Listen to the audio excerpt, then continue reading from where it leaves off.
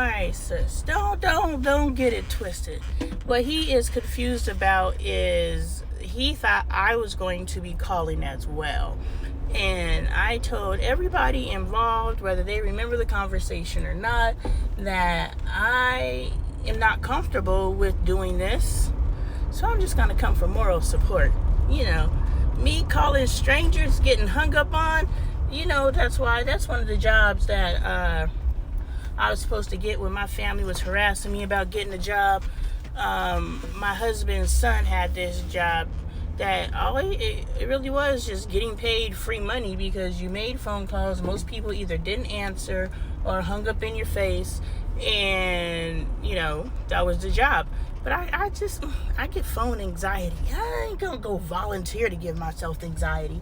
So that's what he was talking about, that I set him up. I didn't lie to him about nothing. He knew exactly what was what.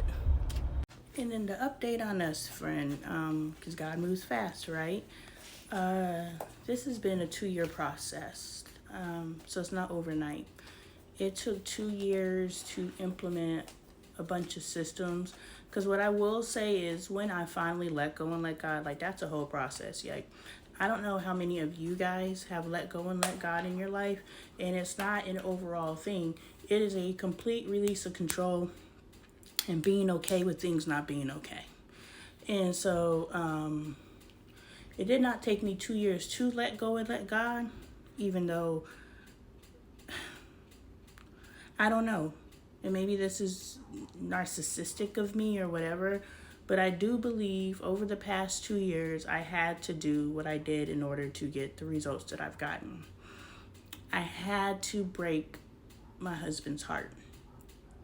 And the reason why I had to break my husband's heart is I needed him to see me for who I am today, because he romanticized me, but he also,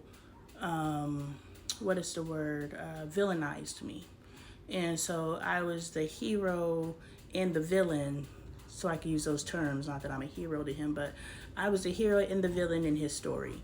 And I don't want to be the villain in his story, but in the past I have been the villain in his story. And so I had to break his heart and just become 100% villain, so he could be like, why am I even with you? So that I can now show him, this is why you're with me. I'm the best person that's ever come into your life. I'm probably the first person to ever love you the way you deserve to be loved, because I know my capabilities and I know who I am. And I know I'm her. But he didn't know I was her. And so I had to break him down. And I'm not telling people to do this. I'm telling you, I did something that, per my knowledge, because nobody shares anything, right? I'm the first person to share things, and so many people told me, stop sharing this. I was like, no, because if I think the first person to do this shared this, none of us would be going through this. But nobody shares. And so while I'm going through this, I'm being told, okay, do this, separate, nice, mean, It's a game. And if you read the book, The Art of Seduction, or any book about human relations, you'll see where it's a cat and mouse game that you're playing. Now, I'm not doing it because I read a book and I was like, ooh, let me try this. I'm being told by God, this is what I need to do. And so handling my relationship, giving it to God and saying, I'm so frustrated. I want out of this marriage. Of course, I don't have any way to get out of this marriage. I loved him. I liked him. Now I don't like him. Now I don't love him. I can't believe I chose him. He's having his own feelings. I'm speaking for myself. He's welcome to share his feelings. We're both allowed to speak our truths. That is an agreement we have. So everyone that always comes to me and is like, oh, you're doing too much. You're showing too much. For you. But I'm not married to you and he's not married to you. We're married to each other, and the person that I'm married to has agreed. My family has agreed. And anything they don't want me to show, they say, Mom, don't post that. And I say, okay. And I delete it. Trust me, a lot of stuff goes on the cutting room floor. But with my husband, it got really, really bad to where we were living 2 separate lives. And that's where we were pretty much right before the breakthrough. And an individual and her husband, I spoke to them. I was on a conference call with her that ended, then we ended up just talking to each other afterwards. She's like, hey, my husband would like to say hi to you. And when her husband got on the phone, I ended up talking to this man for 3 hours. The three of us were all on the phone, on video chat, on FaceTime, and just talking. And he's advising me from the male perspective, from the marriage perspective, from the wisdom perspective. And I'm listening to him, and I'm like, okay, this is one of the first times that I'm actually talking to a man, and not a man who is just spouting man stuff, but a man that actually, he sounds just like my husband. Like, his rebuttals are my husband's rebuttals. Her issues with her husband are my issues with my husband. So now this man who's saying something to me isn't just coming from a place of opinion. He's coming from a place of, you are experiencing the same thing I'm experiencing. You're experiencing the same thing my husband's experiencing.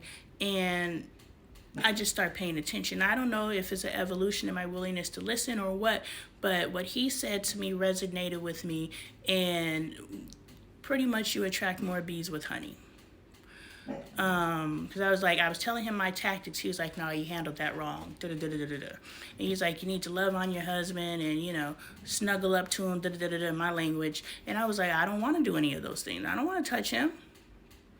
And so I go to God and I'm like, God, how am I supposed to allow this man, because it isn't allow this man to touch me, because he can touch me in his own free will, but my skin's going to react to it. So it isn't allowing.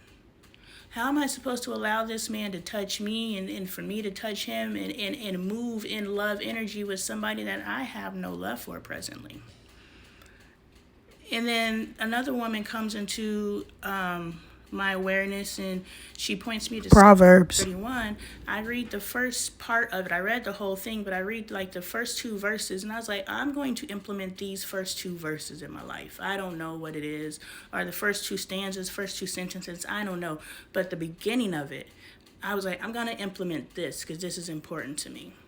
I watched a video that said, because I looked up Proverbs, and it said there's a difference between a woman and a wife. I was like, that's so true. One, I don't really know how to be a woman. I know how to be a female. But I don't know how to be a woman. Move in my femininity, that's my definition. I'm learning. Got my little nails, that's a piece of it. That's the external piece. But femininity is an energy. I'm learning. I'm learning to master that baby too. But a woman is different than a wife. A woman is different than a mother. A woman is different than a friend. A woman is different than a career person. A woman is different than all of these things. So you're not only a woman, which is the palm, but you're all these different things that you also have to master in order to master yourself. And now that I know that I need to separate all those things from the core me, I'm working on the core me, plus I'm working on all these different things. And in that awareness, it's like, okay, completely separate. I need to develop my wife. And I've been working on becoming a better wife, but understanding that that is something completely separate from myself is something that triggered for me.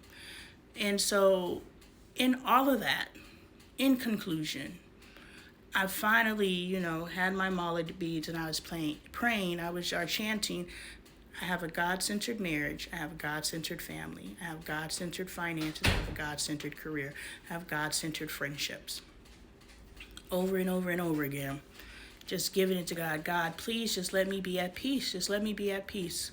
And I was able to just be okay with him.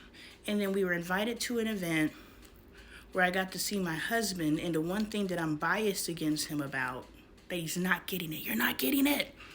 He demonstrated that he's getting it. So I got to see my husband. And everything just melted. We went to dinner that night, and it's all recorded, gonna be posted on YouTube. Went to dinner that night, and I was like, look, you have to yield to me, and I have to yield to you, period. I get it. But there's no way you and I are going to become one if both of us are unwilling to yield to each other. And yielding doesn't mean my way is for us to yield. Yielding is, this is the only way that we are going to work. And from that moment, he said he was ready. And I'll back down in the moment when I see he's getting uncomfortable. But no more shutdown, no more, no more nothing.